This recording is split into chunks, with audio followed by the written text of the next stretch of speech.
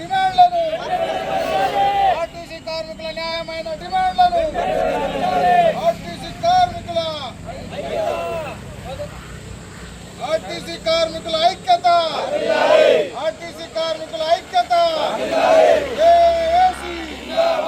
नहीं चलेगा नहीं चलेगा नहीं चलेगा नहीं चलेगा नहीं चलेगा नहीं चलेगा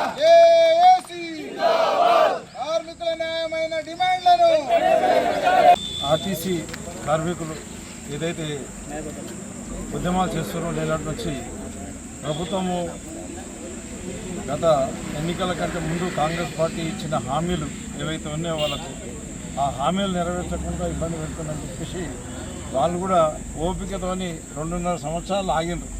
ఇంకా గవర్నమెంట్ నిర్ణయం తీసుకుంటారు ఎన్నోసార్లు మేము సమ్మె పోతామని చెప్పి కూడా వాళ్ళు కూడా ఇంకా ప్రజలకు ఇబ్బంది కావద్దని చెప్పేసి ఆలోచన చేసి, ఎందుకంటే ముఖ్యంగా రవాణా మొత్తం వీళ్ళే ఆర్టీసీ వాళ్ళే చేస్తారు.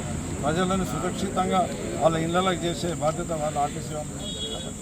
మేము పక్కకు తప్పుకుంటే ప్రజలకు ఇబ్బంది అవుతుందని ఆలోచన చేసి, ప్రభుత్వానికి కూడా చెడ్డ పేరు వస్తుందని ఆలోచన చేసి వాళ్ళు సమ్మె చేయకుండా ఎన్ని రోజులు ఆగి చివరికి 2.5 సంవత్సరాల తర్వాత ప్రయత్నం చేస్తే కనీసం మాట్లాడడానికి కూడా ముందుకు రాలేదు.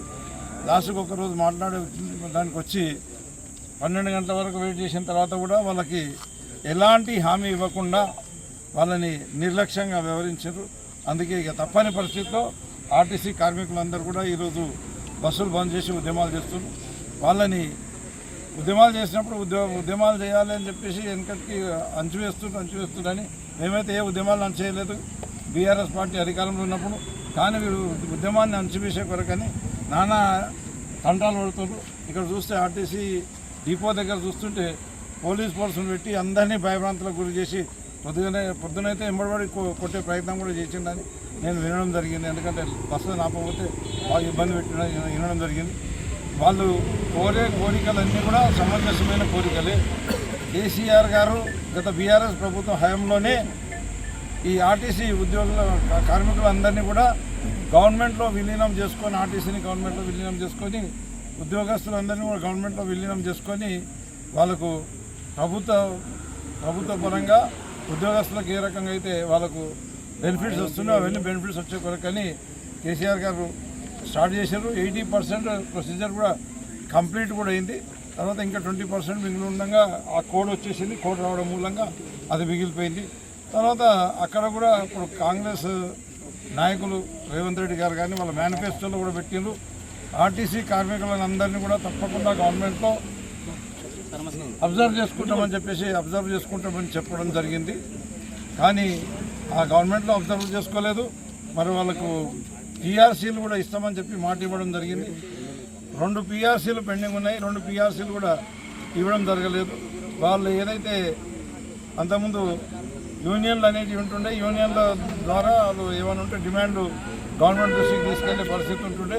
ఆ యూనియన్లను కూడా పునరుద్ధరిస్తామని చెప్పేసి మాట ఇవ్వడం జరిగింది.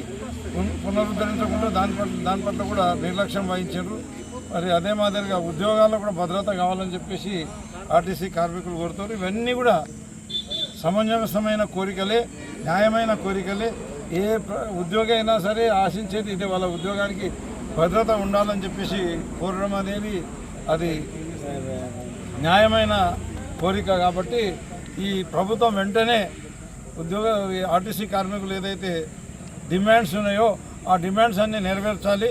లేకపోతే ఖచ్చితంగా వాళ్లకు మా బీఆర్ఎస్ పార్టీ అండదండంగా ఉండి వాళ్ళ ఉద్యమాల్లో మేము కూడా పాల్పంచుకొని అన్ని రకాలుగా కూడా సహకరిస్తామని చెప్పి తెలియజేస్తున్నాను.